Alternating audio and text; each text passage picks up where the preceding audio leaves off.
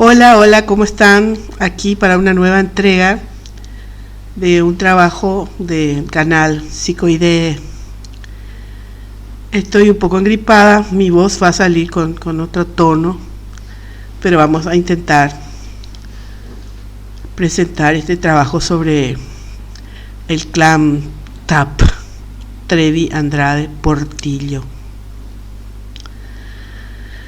El marqués de Sade, nacido en el seno de una familia de la nobleza francesa, fue el primer escritor en describir con rigurosidad científica todas las aberraciones sex que más tarde analizaría la psiquiatría bajo la palabra sadismo. El sadismo, derivado del apellido Sade, alude en general a la obtención de gozo en una persona del placer derivado del dolor de otro ser vivo. Las principales obras de Sade son Filosofía del Tocador, Los 120 días de Sodoma, que inclusive hay una película, Justina, que lleva por subtítulo O los infortunios de la virtud, entre otras novelas.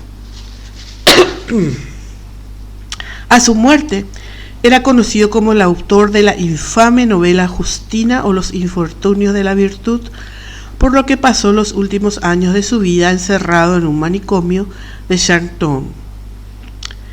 El sadismo, que es la práctica de obtener placer del dolor ajeno, nos lleva a la pregunta: ¿qué es lo que hace que una persona obtenga gozo al sacar de su hogar a una niña de 12 años que todavía jugaba con muñecas para llevarla al matadero? Canta Joan Manuel Serrat: no se juega con cosas que no tienen repuesto. Tanto el clan mexicano Trevi Andrade como el clan anglo-americano Epstein-Maxwell reclutaron a una cantidad de niñas que hasta hoy no se puede saber ni calcular. Una especie de esquema Ponzi piramidal. En ambos grupos coercitivos la cara visible eran dos mujeres, las parejas de los gurúes, las doble G. Por un lado Ghislaine y por el otro lado la marca cuyo nombre comienza con G. La familia de Ghislaine, la familia Maxwell.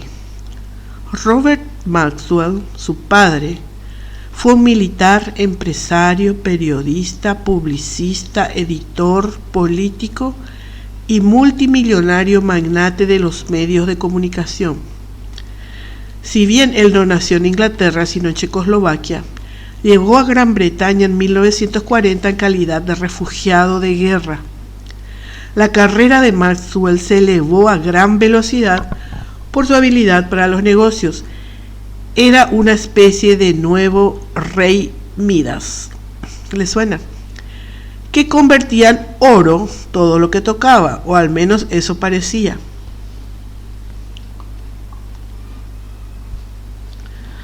Aunque se sabía que Maxwell era un charlatán y un ladrón que solía mover el dinero de una empresa a otra, la típica bicicleteada, la mayoría de los que los conocían, incluidos los periodistas, guardaban silencio sobre sus actividades.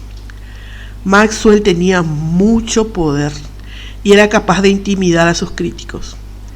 También se aprovechaba de que la avaricia no deja sitio para los escrúpulos.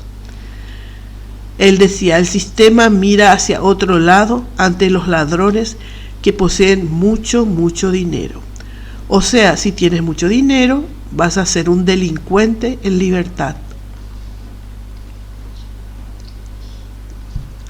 Los relatos de los empleados describen cómo Maxwell se quedaba de pie en medio de la redacción de uno de sus periódicos después de haber despedido a alguien y anunciaba: yo no quise hacerlo, pero esto es lo terrible de este mundo. Hay que hacer sacrificios para el mayor beneficio de los demás. El psicólogo Robert Hare, se escribe Hare, H-A-R-E, especializado en psicopatía, hace referencia al carácter de Maxwell como ejemplo característico de la personalidad psicopática. Robert Hare describe al típico psicópata corporativo como un depredador social que encanta, seduce, manipula y despiadadamente se abre camino en la vida, dejando un amplio rastro de corazones rotos, expectativas destrozadas y billeteras vacías.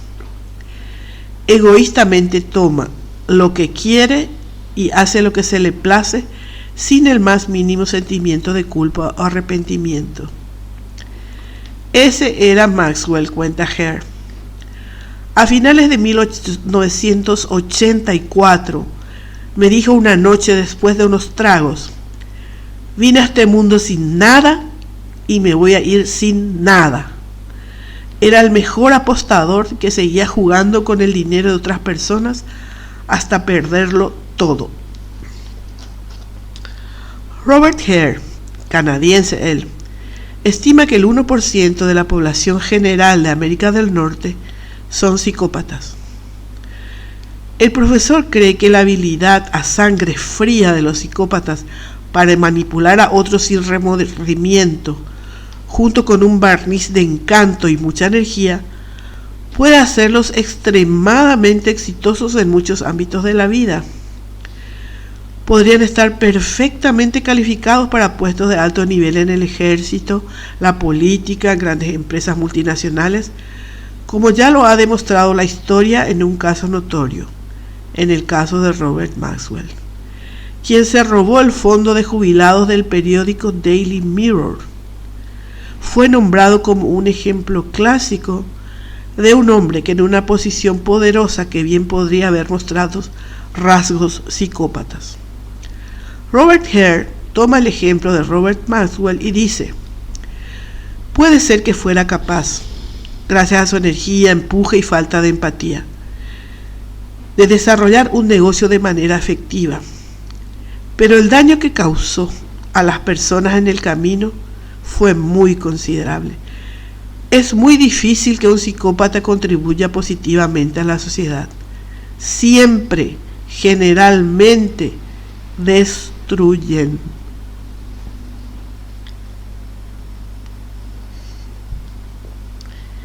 La hija de Robert Maxwell, Kelaine. Ella era una socialité que se manejaba en la alta sociedad inglesa, educada en los mejores colegios y en la Universidad de Oxford, y se codeaba hasta con la realeza. Ella está actualmente en prisión por haber sido la mano derecha y facilitadora de la red de mujeres menores de edad del Pets, ya sabemos, ¿verdad?, Jeffrey Epstein, quien fuera su novio. Kelaine ayudó a Epstein a abuso de las niñas. Hay una anécdota muy interesante sobre Kelaine que relata Christina Oxenberg.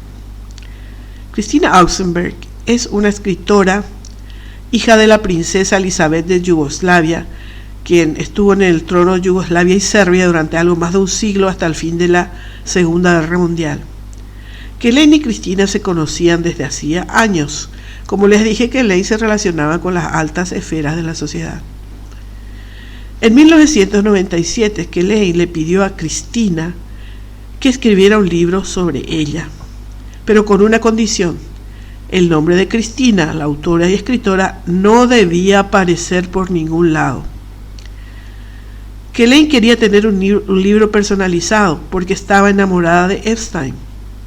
En su mente quería casarse con él, pero lo tenía complicado porque a él le gustaban las chicas más delgadas y jóvenes. A Kelaine se le había metido entre ceja y ceja que él tenía que verla de forma diferente. Me dijo que me ofrecería un montón de dinero, pero nunca concretó una cifra, contó Christina. Cuando en 2004 empezó a hacerse público el escándalo de los secuestros y abusos de menores, y que alcanzó el clímax entre 2014 y 2017, Christina empezó a atar cabos en función de las palabras de Kelaine, las palabras que le había dicho en su momento. Me comentó que Jeffrey necesitaba 3 ORG asmos diarios, por lo que reclutaba a chicas para satisfacer sus deseos. Se enorgullecía de lo que hacía. Obviamente jamás me dijo que eran menores de edad, porque eso es un delito. Y añadió: me quedé perpleja cuando me explicó que las mansiones de Nueva York, Palm Beach, su isla privada, el avión privado y el helicóptero tenían cámaras que grababan a todas las chicas y sus amigos importantes. Dijo Cristina sobre que Elaine es la reencarnación del diablo. No merece el aire que respira. Le deseo todo lo peor. Lo que ha hecho es tremendamente maquiavélico. Me da asco hablar de una depredadora sex femenina. La autora Cristina relata aquellas vivencias en su libro llamado Trash Encounters with Ghislaine Maxwell. ¿Sabes por qué lo he titulado así? Porque Ghislaine llamaba a las chicas trash, basura. Este tratamiento que Ghislaine tenía hacia las niñas reclutadas, llamándolas trash, basura, me recuerda, no sé por qué, a la expresión mujeres paridas. No sé lo que en México signifique eso exactamente, pero parece ser una descalificación potente. Porque cuando la marca las pronunció, esas palabras resonaron en el ambiente, al punto de que casi la cancelaron. Es llamativo el desprecio con que la cantante se refiere a las que fueron sus compañeras. Y también la marca y su madre no tienen palabras piadosas para las muchachas del clan. ¿Quiénes son? ¿Cómo es la familia de la marca y su madre? Según se publica en las redes sociales, Fernando Ruiz Marín fue un ejecutivo alto funcionario de Cementos Mexicanos desde la década de los 40, siglo pasado. Vivía en Minas Centro y había amasado una gran fortuna. Existen 2 versiones de cómo acumuló riqueza. Una se refiere a que, siendo contralor de Cementos Mexicanos, contaba con el control de las acciones. Se dice que hubo un norteamericano que tenía acciones en la compañía y que fue enrolado en el ejército para cumplir con las obligaciones militares de la Segunda Guerra Mundial. Pasó el tiempo y el estadounidense nunca volvió. Desapareció después de la guerra. Según la leyenda de la ciudad de San Pedro, Fernando Ruiz Marín había obtenido las acciones del americano. Fernando Ruiz Marín se casó con Gloria Arredondo. El hecho es que cuando Fernando murió, dejó este legado de acciones a sus hijos, que eran como 8. Una de sus hijas es Gloria Ruiz. Según se informa, la viuda de Fernando, Gloria Arredondo, estaba tan enojada con su hija Gloria Ruiz que incluso cuando fue arrestada por evasión de impuestos en 2010, su madre no la apoyó. Otra versión, según fuentes más cercanas a la familia y alejadas de la leyenda urbana, es que Fernando Ruiz Marín comenzó a comprar acciones desde que comenzó a trabajar para Cementos Mexicanos, pues era común que se le otorgasen a los empleados, quienes desconocían el valor que las acciones pudieran tener tras los dividendos anuales. Gloria Arredondo le dejó parte de su fortuna a su hija Gloria Ruiz. Fuente: Crónicas de un Regio de Facebook. Conclusión: la familia de la marca era muy acaudalada desde su abuelo, y el relato que ella hizo de su vida no coincide con la verdadera historia. Por lo tanto, todo lo que ella había contado de sus zapatos rotos, cantar en camiones y en el metro y otros dramas se puede poner en duda. Y ahora hablemos de otra familia.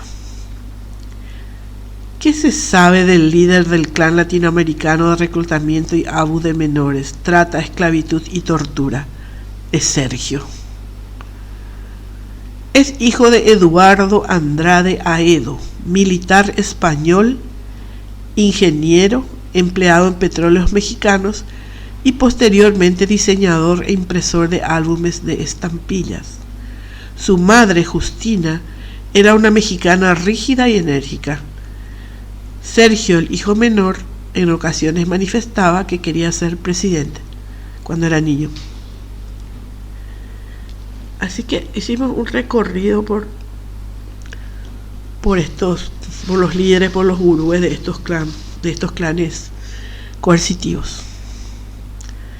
En el negocio del entretenimiento existía la costumbre, a través de la meca del cine, Hollywood, de que los grandes estudios tuvieran sus propias academias internas de formación artística, en donde practicaban o se formaban desde extras hasta protagonistas. Por ejemplo, Marilyn Monroe se formó en los estudios de la Fox, aprendiendo actuación, canto y baile, y observando el proceso de la realización de películas. También se sabe que Marilyn era una buena escritora. O sea, en el colegio ella no se destacó, pero sí contribuyó con el diario, con el periódico estudiantil, donde tenía talento para escribir. Y a finales de sus días ella tuvo su propia productora de películas. O sea que era una chica que tenía una formación completa. Otra potencia en la industria del espectáculo en el continente americano era México. En ambos países el Star System incluía a niños y adolescentes, porque los productos del entretenimiento iban dirigidos a todo público, y cuanto más público mejor, más taquilla, más dinero. En México, el cuasi monopolio del negocio del entretenimiento lo tenía Televisa, y como no podía ser de otra manera, poseía también su propio centro de educación artística llamado CEA, al cual los aspirantes debían enviar una solicitud y cumplir con los requisitos de la convocatoria. O sea, era una institución muy selectiva porque tenía una gran demanda. Estos institutos académicos internos de los medios de comunicación, como albergaban niños y adolescentes, eran el caldo de cultivo propicio para los peppers. Y no es que esos centros hayan sido creados para eso, sino que el depredador, cual cazador, sabe dónde tiene más probabilidades de atrapar presas. Por esto, los Peters, siempre están donde hay un número considerable de menores, sea escuelas, iglesias, clubes, boy scouts, camping, deportes, etc. Tanto en Estados Unidos como en México, la farándula no se salvó de los acechos de los Peters. Hay varios casos denunciados al respecto aún hoy, por ejemplo el de Diddy Combs. El manager de la marca fue uno de los productores más importantes en Televisa. Una de las primeras artistas con las que trabajó el músico y director mexicano fue LL, a quien llamaremos Lele, una adolescente que se encontraba en diferentes proyectos de la televisión. Las primeras producciones de este tipo también incluyeron a Okidoki y Cristal. Hay versiones de que el autodenominado maestro intentó tener relaciones más allá de lo laboral con alguna de estas artistas. Se cree que a raíz del comportamiento inadecuado con menores de edad, fue alejado de la empresa y así comenzó una carrera como compositor independiente, o sea, por su cuenta. A partir de 1982 comenzó una de las etapas más productivas de su vida musical, convirtiéndose en el compositor arreglista musical. Yo creo que este era su fuerte, lo del arreglo musical, y productor de mayor éxito en México. Y también él se autodenominó el Rey Midas de la música. Hacia 1984 ya había problemas con menores. ¿Por qué estas situaciones tardaban tanto en trascender? Si es que por ahí trascendían. porque era un método mafioso en donde se maneja la omertá, el silencio, y el que hablaba, filtraba o denunciaba iba a ser pasible de una vendetta, venganza, hacia él o hacia su familia. En 1985 el Midas intentó lanzarse como solista. Imagínense su ego, su sentimiento de grandiosidad, y encargó una encuesta al periodista Rubén Aviña.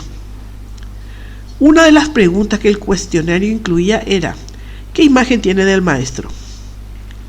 Algunas respuestas fueron: degenerado, depredador de menores, maltratador de cristal.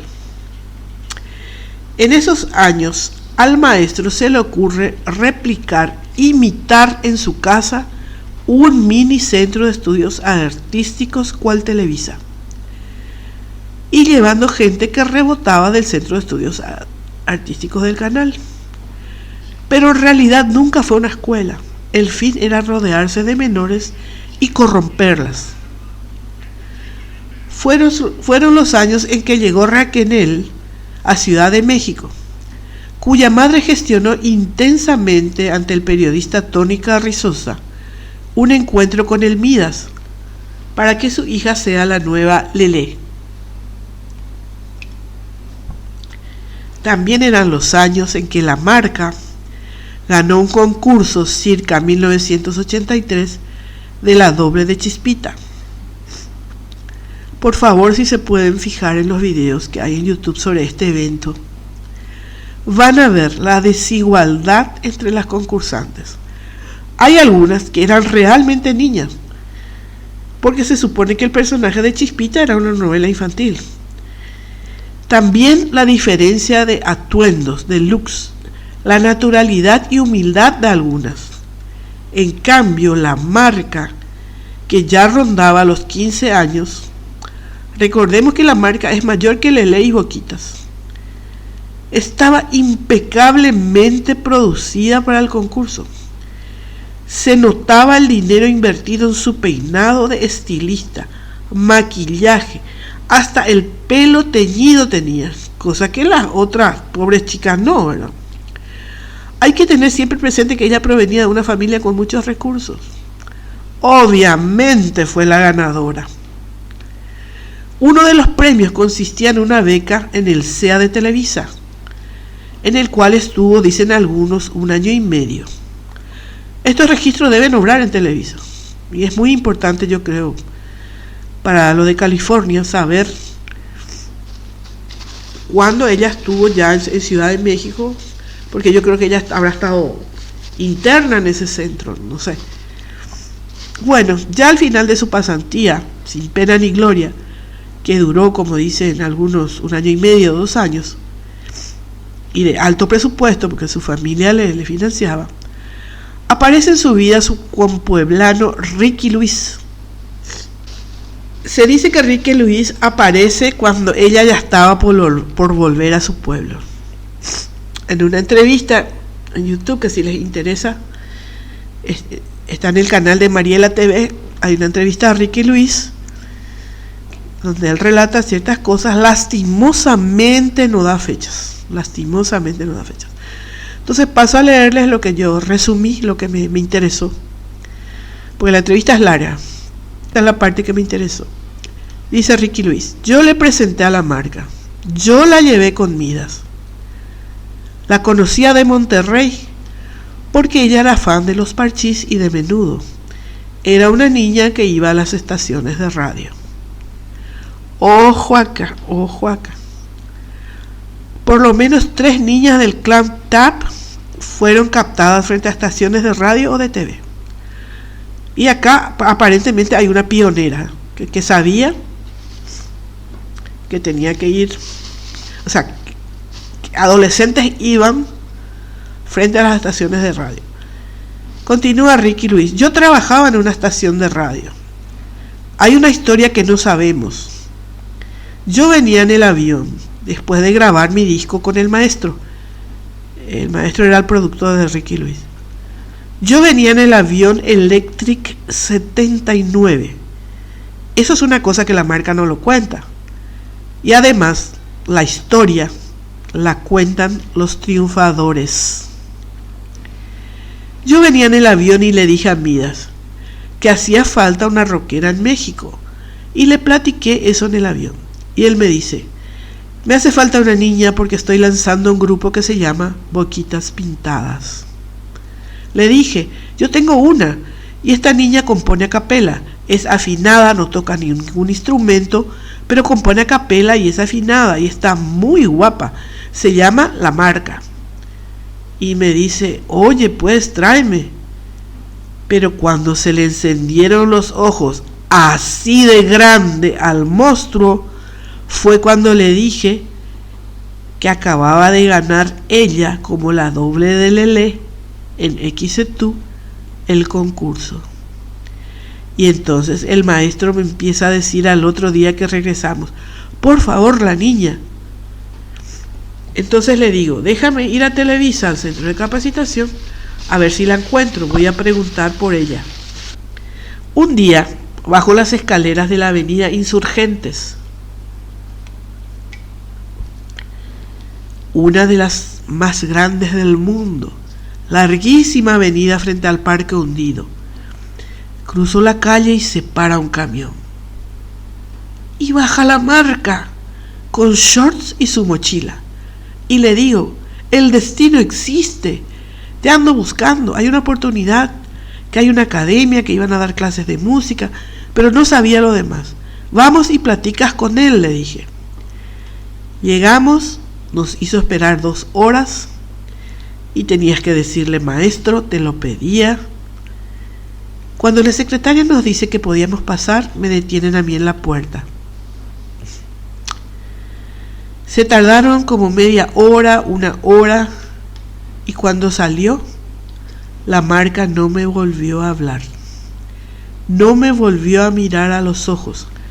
Salió con la cabeza hacia abajo y nunca más me volvió a hablar. Fin del relato.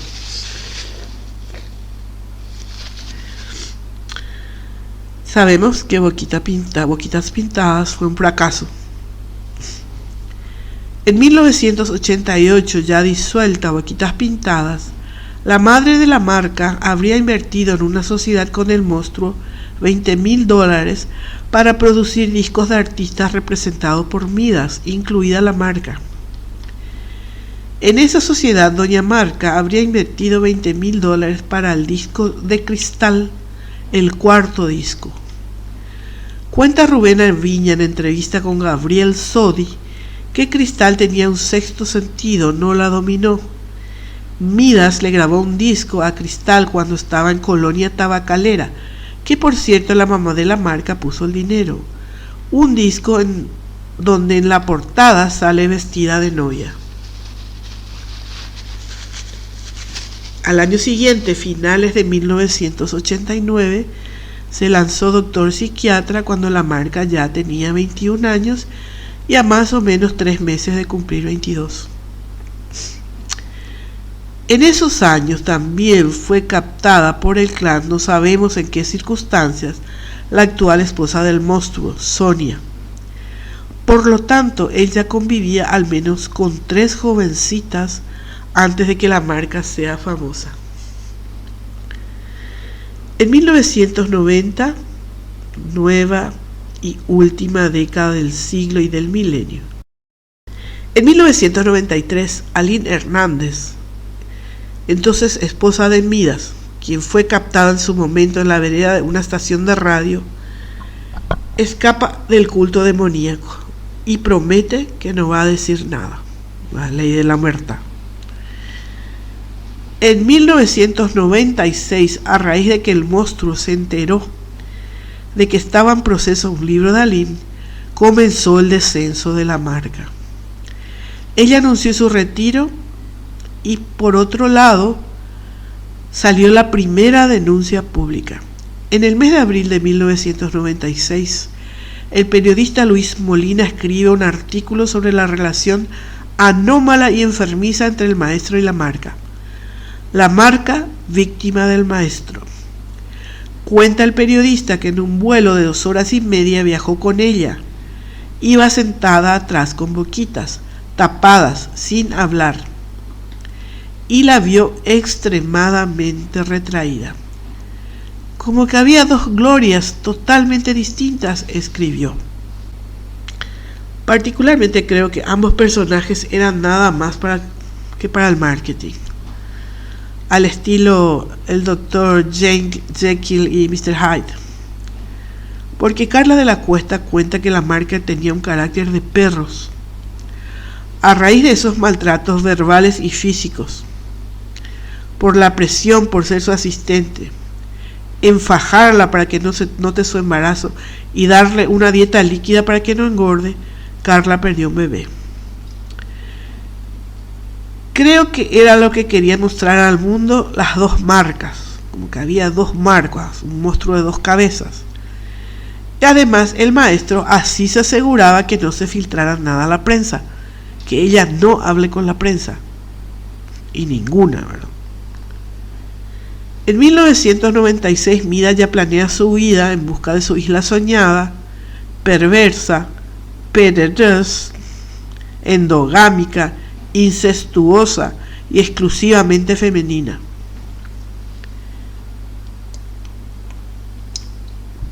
Para 1997 la marca intentó hacer un programa de variedades que resultó un fracaso.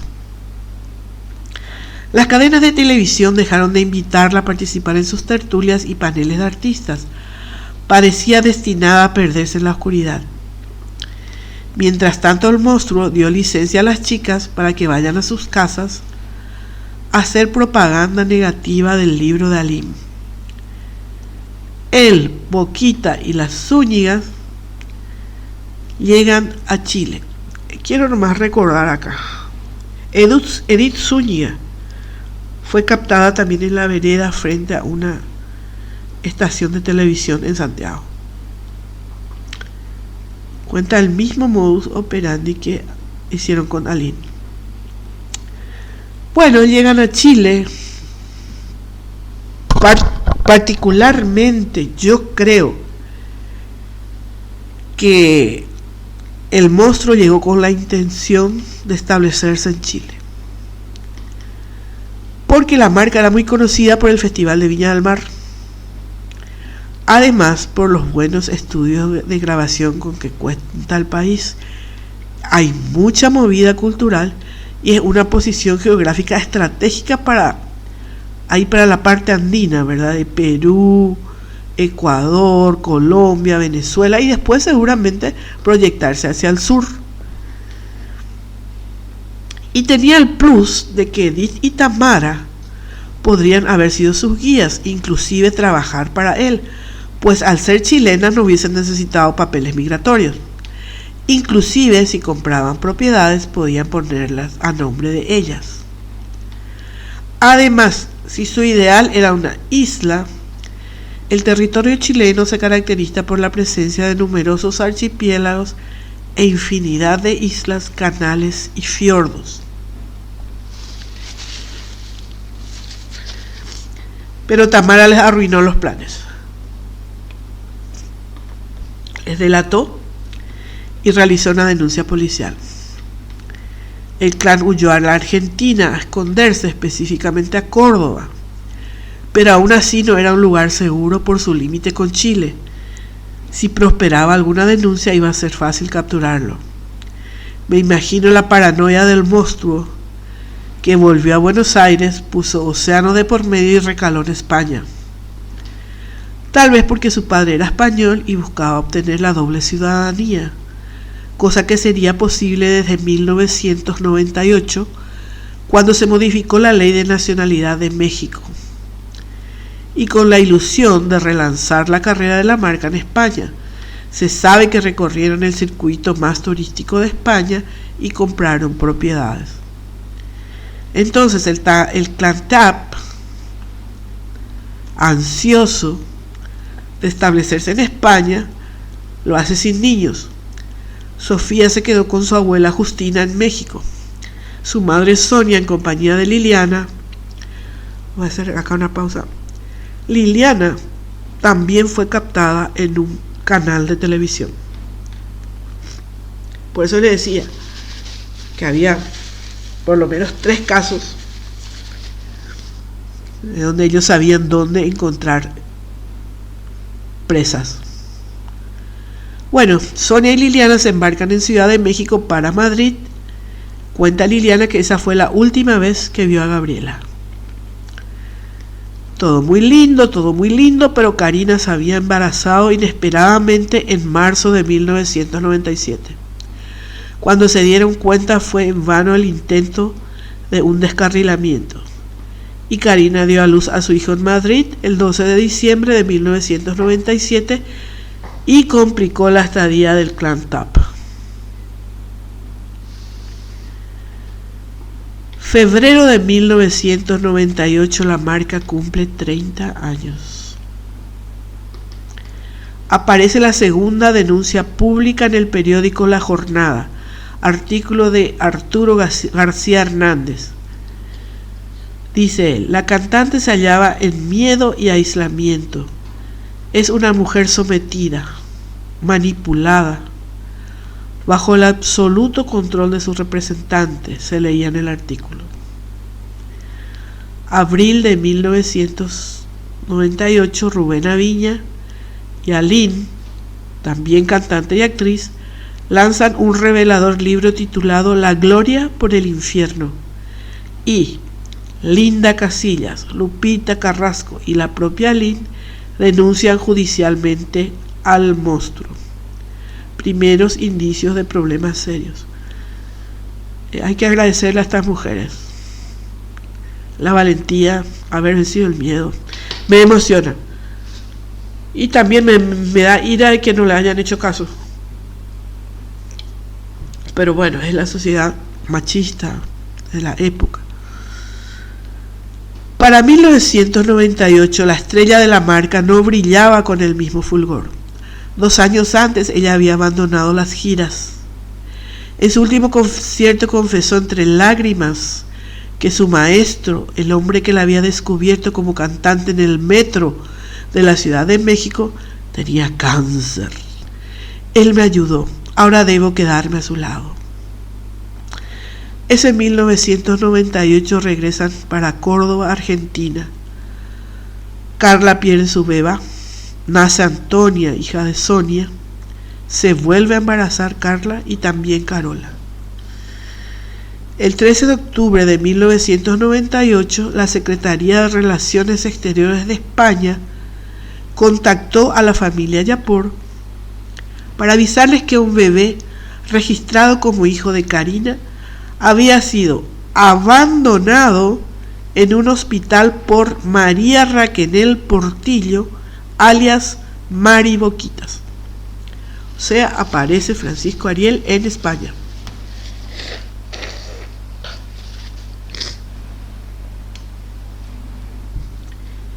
En 1999, la denuncia penal de Teresita Yapor se efectuó el 24 de marzo de 1999 en Chihuahua.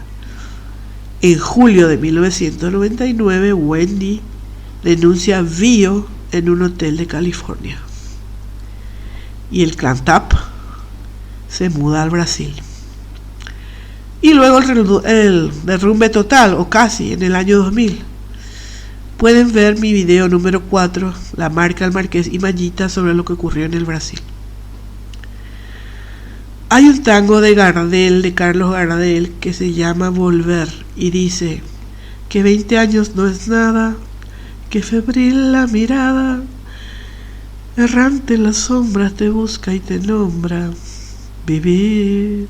Bueno, 20 doritos después, 2 décadas después, aparecen los podcasts En Boca Cerrada y El Estafador de Sueños en 2023 y 2024 respectivamente. Gracias a ellos, los oscuros rumores, los mitos urbanos, los ruidos del afuera se iban convirtiendo en información. A partir de esos fenómenos, mucha gente salió a hablar y se fue armando el rompecabezas. Doloroso rompecabezas, porque volver a recordar para las víctimas es como si fuera volver a vivir la situación. Pero el interés superior en esta historia es identificar a los autores de tamaño atentado contra los derechos humanos. Por los relatos, libros, series, expedientes, etc., cada vez se vuelve a recorrer el suplicio de estas chicas y se puede imaginar, interpretar y relacionar las situaciones que pasaron y tratar de entender cómo pudo suceder y sobre todo quiénes son los responsables, cómo funcionó esa maquinaria de reclutamiento y sometimiento. Es muy difícil porque los seres del mal destruyen todo sin que queden huellas. Cuenta Liliana que el monstruo las manejaba con la mirada, inclusive frente a sus familiares, y nadie se daba cuenta. Porque el trabajo previo con la mente de las chicas había sido tan demoledor que los extraños al clan Tapp no captaban la expresión del depredador, la mirada despectiva, la denigración, las humillaciones, las descalificaciones que habían sufrido las muchachas. Inclusive en el proceso de lavado de cerebro, las víctimas al principio no están seguras de que se trata realmente de violencia. Empieza con una violencia indirecta o enmascarada, y las víctimas se preguntan: ¿es el otro el que quiere hacerme daño o soy yo la paranoica? ¿Soy yo quien soy demasiado sensible? ¿Seré yo el problema? Las víctimas generalmente no están seguras de lo que está pasando. Si todos los días las descalificaban, que eran feas, hay una canción que dejó como testimonio chicas feas, estúpidas, tontas, le decían que eran basura, le daban de comer migajas, hasta que gradualmente llegaron a comer basura.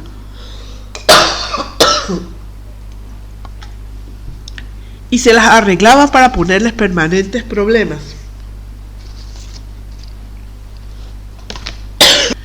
Se las arreglaban para ponerles permanentes problemas. Les creaban una sensación de inseguridad y generalmente terminaban creyendo que no eran adecuadas para su líder. Y recuerden la contracara. Le decían que el maestro era Midas, un rey, un mago, un todopoderoso, que era lo mejor que les pasó en la vida, el más codiciado, inteligente, que él era su futuro, etc. El objetivo del clan Tapp era quebrar sus almas, deshacerse de las personas que originalmente eran, para sustituirlas por zombies. Así se describían ellas mismas al final de esta travesía, como zombies. Algunas de las tácticas de perturbación que usan los depredadores son las indirectas, las insinuaciones malintencionadas, la mentira, las burlas, las humillaciones, los motes. En esa secta hasta sus nombres no les pertenecían. Las víctimas no se daban cuenta de la manipulación e intentaban interpretar y se sentían responsables. El depredador es frío y maldito. Hace uso de toques desestabilizadores que son difíciles de identificar, o simplemente nadie cree que pueda llegar a ser capaz de tanta maldad. El perverso se sitúa como víctima al tiempo que coloca a las demás en posición de perseguidoras. Ver libro de Claudia de Icaza, Las Caperucitas Seductoras. Para el monstruo, un exceso de amabilidad era como una provocación insoportable, como cuando la familia de Liliana, que fue tan generosa con él en Córdoba, no se imaginaba que él estaba planeando cómo implicarles en su delito y echando ojo a la sobrina. Un depredador siempre va a ser un depredador. Por eso necesita de tiempo, necesita de una relación, para que de a poco se vaya ganando la confianza y luego la adoración de sus víctimas. Por lo tanto, tiene que haber un proceso repetitivo y frecuente. Cada día una cuota de violencia y maldad. Eso es lo que convierte al proceso perverso tan destructor, la repetición. Se ha escuchado a las personas que están acusadas, en este caso en California, ¿verdad?, a través de documentos activos y actuales, que no se ponen a sí mismos en tela de juicio en ningún momento, justamente porque no pueden comprometerse y reconocer su parte de responsabilidad. Es que les resulta imposible cuestionarse a sí mismos. Estos individuos solo quieren el poder, el control. No tienen ni compasión ni respeto por los demás.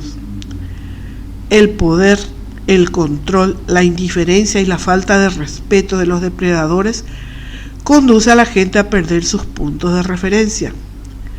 Una persona acosada, abu, bio, esclavizada, torturada, es realmente una víctima, puesto que su conducta se ha visto alterada.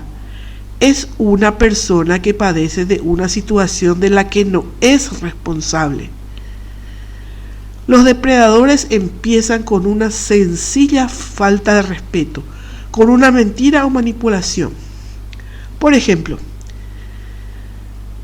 el Midas hacía esperar por horas. Eso ya es una falta de respeto. Y la gente se sometía. Luego proponía casting humillantes. Algunas accedían, algunas no. Porque tampoco creían que podía estar pasando eso, ¿verdad? Y hay un caso que contó Boquitas, su caso, que después de horas de hacerle esperar con su familia, le pidió que actuase una escena de la muerte de su padre frente a su propio padre. Yo no sé más falta de respeto que esto, ¿verdad? Y así va ganando. Y nadie reacciona, ¿verdad? Y le dice, hey, pero ¿qué estás haciendo? No, yo no voy a hacer esto porque no, tienen tal sutileza, ¿verdad? Porque era un instituto, ¿verdad? Ellos se habían ido, dicen que era un instituto re de mala muerte, pero como la gente tanto quería, tanto era el deseo de ser artista, no se dan cuenta que eso era una payasada. Era una payasada. Una persona que te recibe después de 2 horas o de 4 horas es una persona totalmente irrespetuosa. Bueno, eso es violencia indirecta, que se ejerce especialmente a través de una falta de respeto. Por eso que hay que estar atentos. Cuando alguien dice, pero me faltó o no me faltó respeto, sí, te faltó el respeto. O por lo menos decirle, ¿qué me quieres decir? ¿Qué me estás queriendo decir? Mira, no hay que dejar pasar, porque a veces por la indulgencia nosotros permitimos que crezcan estos monstruos. Lo que llama la atención en todos los casos, estos relatos de sufrimiento, es la repetición.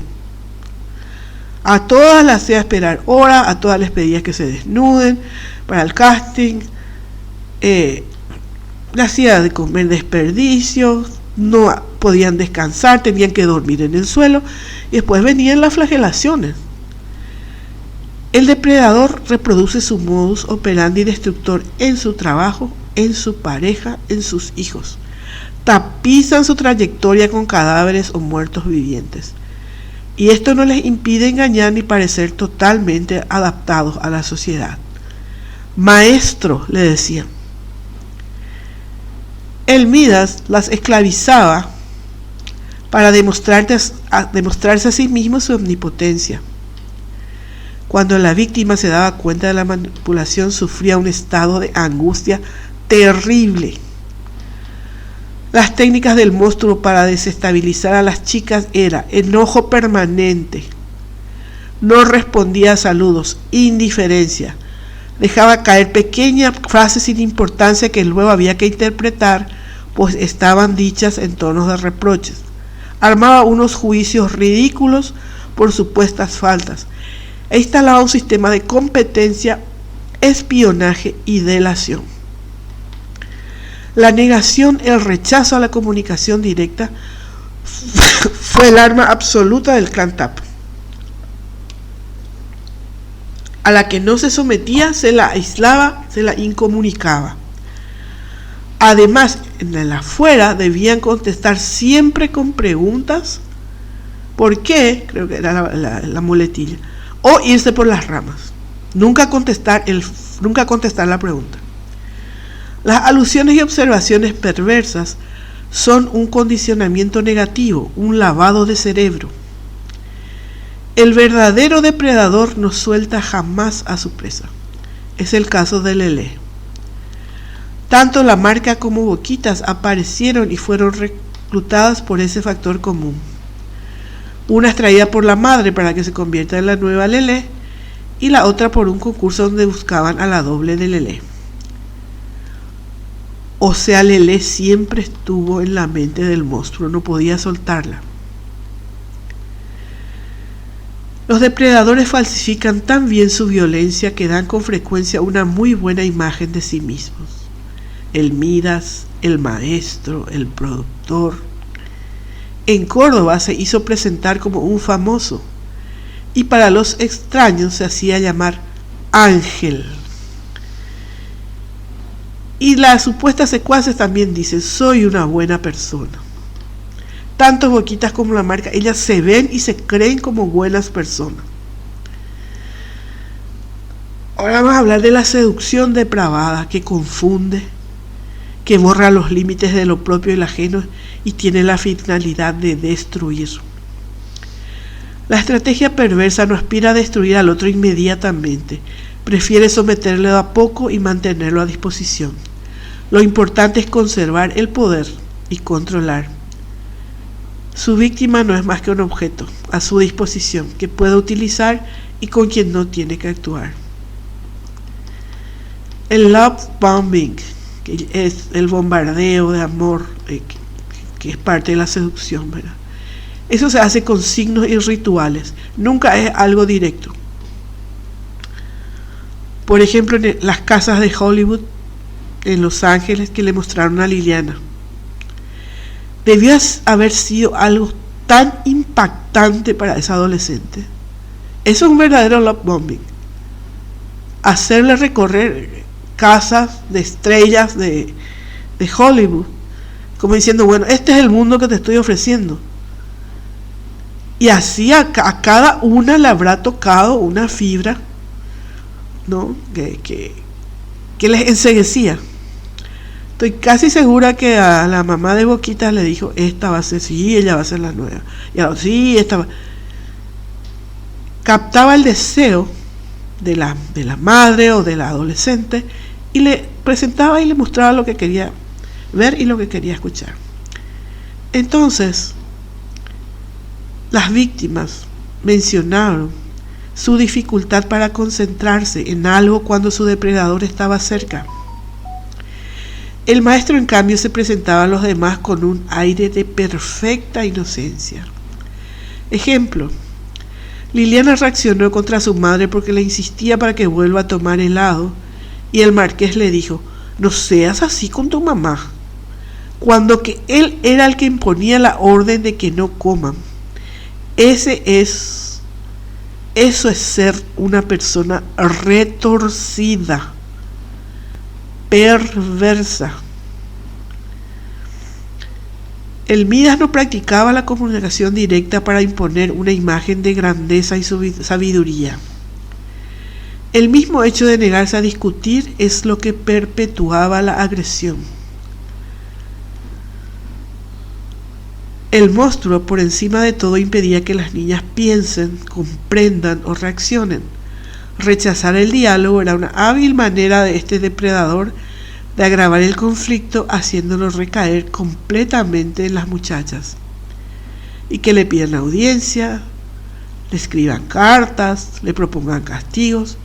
Las víctimas se veían obligadas a interpretar el peor castigo que a él le iba a satisfacer. Como se les negaba la comunicación verbal directa, entonces las víctimas se manifestaban por escrito. Y el monstruo utilizó estos escritos para atacar de nuevo a las chicas. Aquí lo tienen. Ella misma reconoce que me está seduciendo.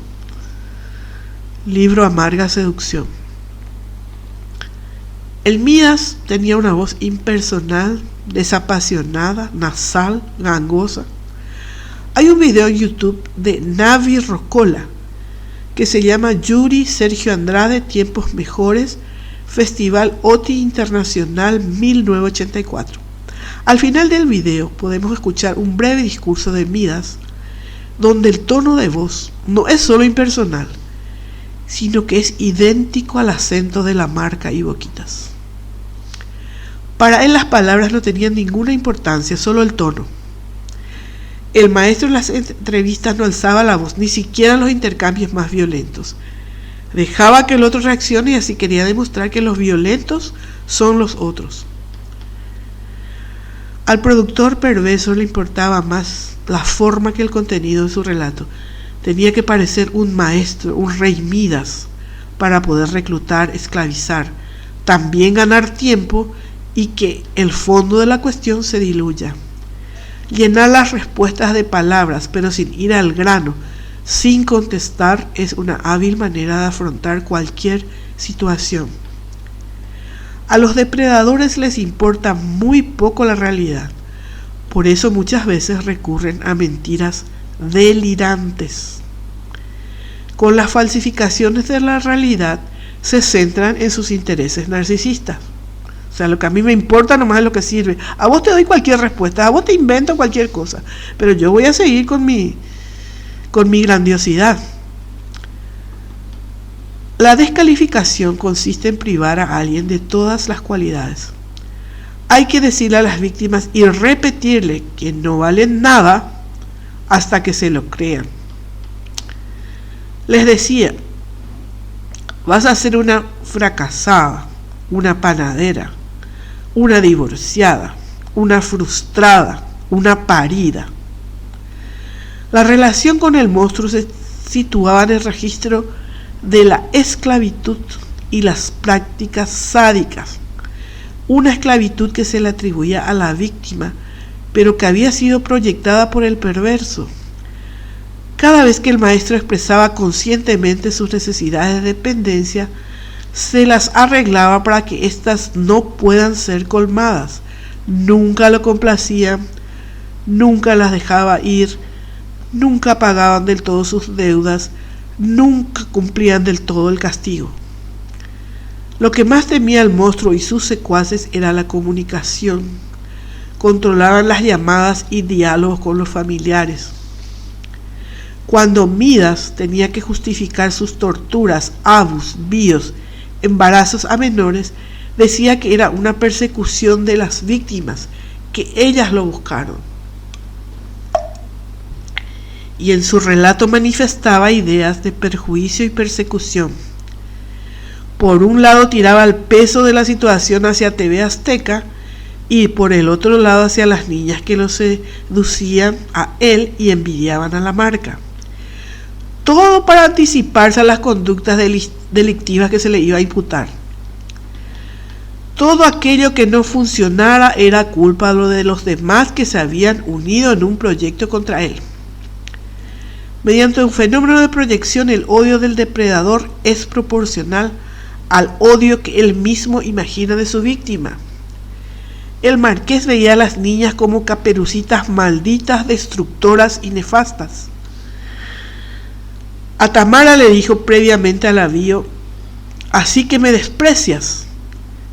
Y a ella y a todas las flagelaba antes de los abus y bios. Siempre el acto sex venía después de la tortura, o podríamos decir después de descargar su odio. Eso es puro sadismo. El monstruo se las arreglaba para comunicarle a sus víctimas a través de intermediarios, ya sea su madre, ya sea Silvia Beck, ya sea Carilisa. Con Carola también usó una amiga en común. A todos estos los manipula y a través de ellos le hace saber a sus víctimas lo que podría ocurrirles si no se sometían a su voluntad. Aline recuerda que cuando ya lo estaban por detener por tener relaciones con ella, que era menor, envió a Justina a que suplique por él que no le hagan daño. Envió a su madre. La violencia también se gotea en pequeñas dosis, cuando se produce en presencia de testigos. pero no debe cesar. En cada oportunidad se debe recordar a las víctimas la superioridad de ellos, sea en una entrevista, en conciertos, en libros, en series, en canciones. La violencia con fines de sumisión es el rayo que no cesa. El Clan Tap llegó incluso a incitar a las víctimas al suicidio o a la fuga. Después no le costó nada acusar a las niñas como enfermas mentales. Cuentan que eso debían decir a los vecinos cuando una de las muchachas tenía esas situaciones límites, que estaban locas. Para el monstruo lo ideal era que se acabe identificando a las muchachas como las malvadas, de tal modo que esa malignidad se convierta en algo normal y que todos los fans de la marca lo asuman. Varios materiales dan cuenta de ello: el libro autobiográfico de la marca, el de casa, la película, la serie son pruebas. Dejaron documentos de la maldad de las adolescentes en supuestas cartas que él les obligaba a escribir. En todos casos, este Midas negro, oscuro, intentó inyectar su propia maldad en las niñas. El objetivo supremo era corromper, y llegaba al sumum del placer cuando conseguía que su víctima se vuelva también victimaria, y cuando lograba que varias de ellas se destruyeran entre sí. Si se hubiera evitado, ¿verdad?, que las muchachas cayeran en la violencia o la competencia, hubiera sido la única manera de atajar la propagación del proceso depredador, manipulador y de reclutamiento. El monstruo, creyendo en la grandiosidad de su ego, intentó crear un vínculo con las víctimas, atacando y muy especialmente su integridad narcisista, con el fin de desarmarlas. Atacó también al amor propio, a la confianza en sí mismas y a la autoestima de las muchachas. Y además les hizo creer que el vínculo de esclavitud de las chicas en relación con ellos, con el Clan Tap, era irreemplazable y que ellas lo pedían, a través de cartas, por ejemplo, o usando la palabra familia. Les hacía creer que el infierno estaba afuera. El maestro encontraba su eje, su equilibrio al descargar sobre las chicas el dolor que él no sentía y las contradicciones internas que se negaba a reconocer. El sádico hace daño porque no sabe existir de otro modo. Este traspaso del dolor les permitía al monstruo valorarse a sí mismo en detrimento de las niñas, cintarazos, torturas, trabajo forzado, etc. Los monstruos son incapaces de experimentar genuinos sentimientos de tristeza, duelo, deseo y reacciones depresivas, siendo esta última carencia una característica básica de estas personalidades. Todo lo actúan, lo copian, lo imitan, se mimetizan. La promiscuidad, sexo o ensañamiento no es más que consecuencia inevitable de su estructura vacía. El Midas necesitaba alimentarse de la sustancia de las niñas, y cuanto más niñas, mejor. Cuando alguien carece de vida, tiene que intentar apropiarse de la vida del otro. Y si esto no es posible, tiene que destruirla para que no haya vida en ninguna parte. Cuando a Boquita se le pregunta en una entrevista que está en YouTube por la responsabilidad por las menores, a través del documento que le firmaron sus padres, ella trata de desligarse y dice, era solo un permiso para viajar, algo así dice. Y cuando la periodista le repregunta y la acorrala, se pone a llorar. El Clan Tap presentó una ausencia total de interés e empatía por las muchachas, pero sí clamaban porque se interesen por ellos. Se les debe todo, tragan de mí. Critican a todo el mundo y no admiten ninguna acusación, ningún reproche, ningún libro, ni un podcast. Señalar los errores de los demás es una manera de no ver los propios, una manera de defenderse de una angustia de orden psicótico, del orden de la locura, para no enloquecer. En la lógica del monstruo no existía la noción de respeto hacia el otro. Pero a él sí, para él todo, le tenía que decir, por favor, perdón, permiso, como tú quieras. Era un mantra que les hacía repetir. O sea, él exigía un respeto que para los demás no existía. Y esa es la fuerza del Kram Tap. Consistía en su insensibilidad. No conocían ningún escrúpulo de orden moral, no sufrían. Atacaban con absoluta impunidad a los menores, a los padres, a los periodistas, etc. Ignoraban los verdaderos sentimientos, muy especialmente los de tristeza y el duelo. Cuenta Carla que salieron a caminar en pleno duelo por Ana Dalai. En ellos las decepciones produjeron ira y resentimiento y un deseo de venganza contra TV Azteca, Karina, Aline, Liliana, y puede seguir la lista. El maestro mantenía una distancia afectiva suficiente que le permitió no comprometerse realmente.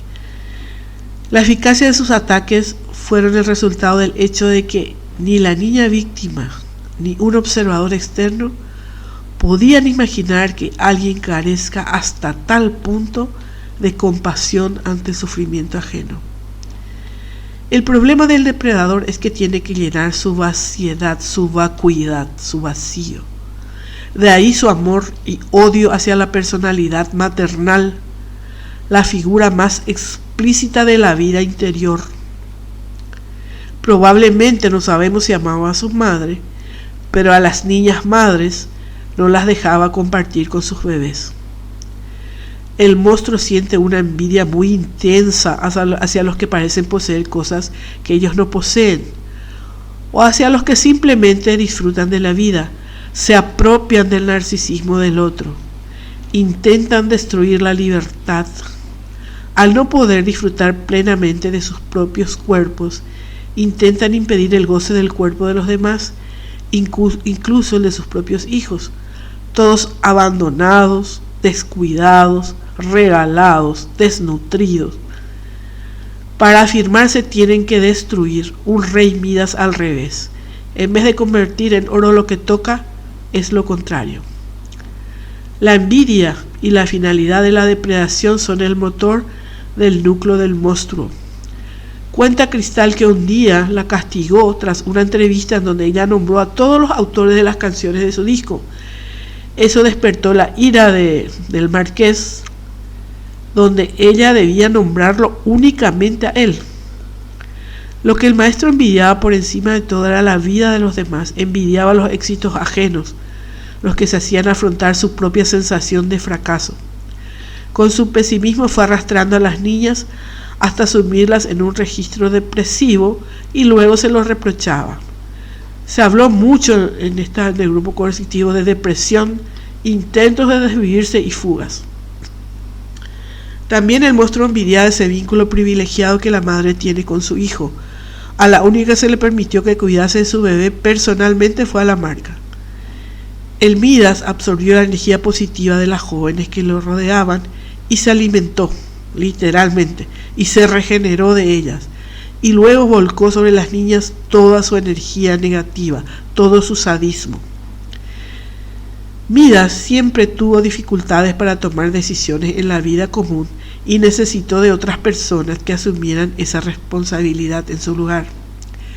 Huía, se escondía, le culpó a Liliana.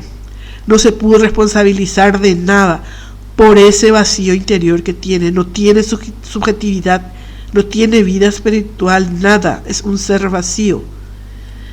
También le costó iniciar proyectos y hacer cosas en soledad, por eso que siempre se dedicó a director de orquesta, siempre necesitaba grupo para buscar víctimas.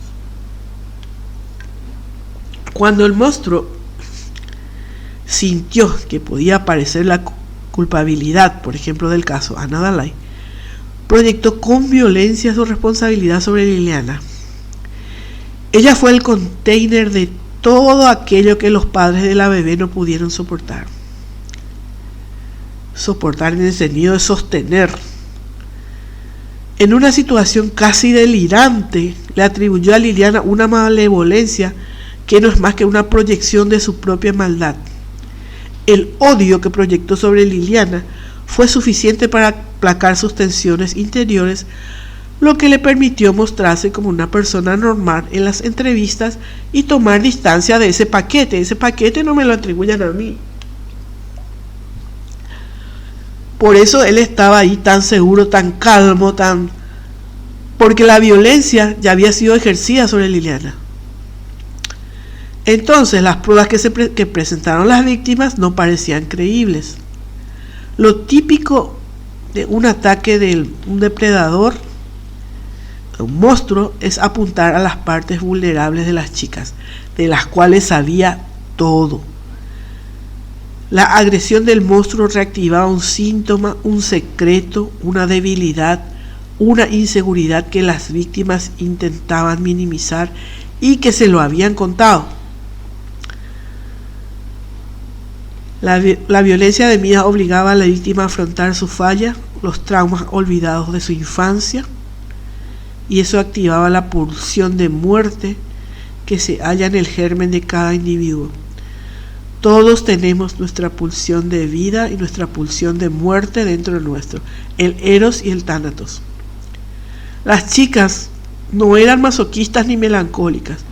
El monstruo utilizaba la parte depresiva o masoquista que podía encontrar en ellas, porque eran obligadas a contar todo, y las propias secuaces del monstruo se lo comunicaban. La negociación era imposible, todo era impuesto desde el poder. El depredador se aprovechó de la tendencia natural a culpabilizarse que tenían las muchachas. Como cualquier persona normal, tenemos culpa, tenemos duda. Cualquier actividad cotidiana del monstruo la convertía en tortura. Las víctimas tenían que apegarse al orden en lo laboral, jornadas agotadoras de limpieza, construcción, jardinería, asistencia personal a la marca, vestuario, maquillaje, seguridad. Hasta debían ocuparse del pasaporte o de cualquier documento de la cantante. Y no estamos hablando de cosas peores. Llevaban a las chicas al extremo del sacrificio por la marca. Las víctimas tuvieron una vitalidad muy grande, hay que reconocer, una vitalidad extraordinaria para sobrevivir. El clan Tap atacó la parte activa de ellas, su vitalidad, e intentaron apropiarse de esa energía. Por eso digo que probablemente estas chicas son seres extraordinarios, por encima de la media. Generalmente los depredadores buscan así, buscan gente que se destacan, que tienen talento. Como ellos no tienen, entonces pueden captar quién está por encima de la media, ¿verdad? Si en términos psicológicos podemos decir que tiene un coeficiente superior. Yo creo que estas chicas están en ese rango. Bueno, ahí se trató de la confrontación de dos narcisismos, el del monstruo y el de las niñas, David y Goliat. Al que no es un monstruo, un sádico, un depredador, le resulta imposible imaginar de una vez tanta manipulación y tanta maldad. Cuando una persona transparente y sincera se abre a alguien desconfiado, es probable que el desconfiado tome el poder, como lo que pasó en Ella Soy Yo. Al final, las consecuencias es que las muchachas ya no distinguían la realidad. Creían que ellas eran las culpables de la esclavitud en que vivían. Interiorizaron las agresiones y ya sea al final el Midas mexicano o el Sade mexicano montaba un juicio donde ellas elegían los castigos. El marqués de Sade azteca se desahogaba cuando provocaba sufrimiento a los otros, porque en el Brasil ya no eran solo las chicas, había bebés también. Cuanto más generosidad se le ofrece a un depredador, tanto más crece su capacidad de desestabilizar. Si le demostramos que somos buenas personas, les demostramos hasta qué punto somos superiores a él, lo cual evidentemente reactiva su violencia. Probablemente las chicas ya habrán estado con una ansiedad generalizada, un estado depresivo o trastornos psicosomáticos. Cuentan que se les caía el pelo. Marlene, Carla y Carola intentaron huir. Se sentían vacías, cansadas, sin energía.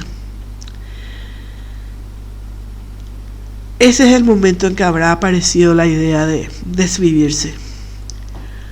Porque saltar de un balcón, de un departamento al otro, parece una huida, pero también es un acto de desvivirse en un punto. Porque es un arrojo que ya no tengo nada que perder. El marqués se aprovechaba de que las chicas no podían más y estaban dispuestas a realizar todo tipo de concesiones. El marqués de Sade, mexicano, se quejaba de haber sido expuesto al peligro de que la policía llegara al departamento. O sea, cuando las chicas se escapaban, él después les hacía sentir culpable que le pusieron en peligro a él. Cuando las niñas eran las que habían perdido todo.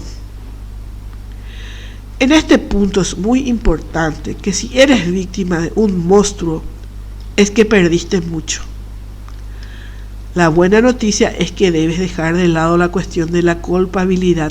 No lo eres, no eres culpable. Estuviste sometida a una situación que ni buscaste ni deseaste. Fue una trampa, una estafa, una manipulación y cosas aún más peligrosas.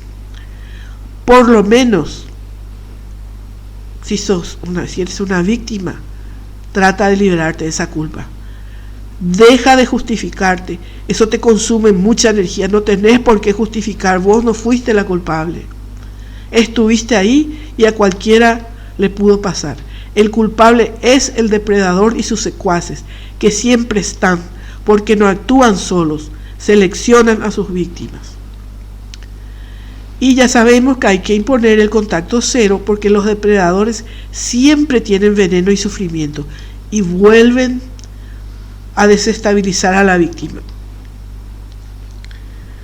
Cuenta Carola de la Cuesta que Andrade se comunicó con ella para pedirle algo de una herencia, que de un terreno en España, no sé, una cosa. Y ella lo rechazó, bueno, contacto cero. Entonces, él le revela su fuente. Le revela quién le había dado el contacto de ella. ¿Por qué? Porque probablemente era una amiga de Carola. Entonces, le revela la fuente para que se sienta traicionada por esa amiga y siembra el veneno para afectar esa amistad. Por eso que el contacto cero es importante, porque a cualquier rechazo, a cualquier no del depredador, te va a inyectar otra vez su veneno y va a tratar de lastimarte. Y además ya sabe tus puntos débiles. Por eso a veces las víctimas reaccionan a su agresor con actitudes violentas. Entonces esa culpa les hace dudar, hace que les cueste más presentar una denuncia. Sin embargo, la excusa de la provocación, por ejemplo la que suponen insultos, da pie a una calificación penal. La justicia reconoce que los insultos justifican la violencia de quien los padece. El provocador fue el monstruo, dado que el juego del depredador es provocar. O sea, si vos reaccionaste a una provocación, no tenés que sentirte culpable, podés denunciar. Porque el otro te va a decir, vos también me insultaste, vos también reaccionaste, vos también me humillaste. Pero aquí hay que ver quién comenzó la provocación. Si vos reaccionaste, la justicia reconoce que es lo normal y no te impide hacer una denuncia. Volviendo al caso del CANTAP, cuando fueron denunciados, lo primero que intentaron fue intimidar a las víctimas. En los casos que no lo consiguieron, ellos mismos se colocaron en posición de víctima. Esto es la perversión, del latín pervertere, dar la vuelta, invertir, la conversión del bien en mal. Y ya para finalizar, en la novela llamada Justina, del Marqués de Sade, Él describe que en la sociedad en la que le tocó vivir a Sade, practicar la virtud siempre resulta caro, dice él.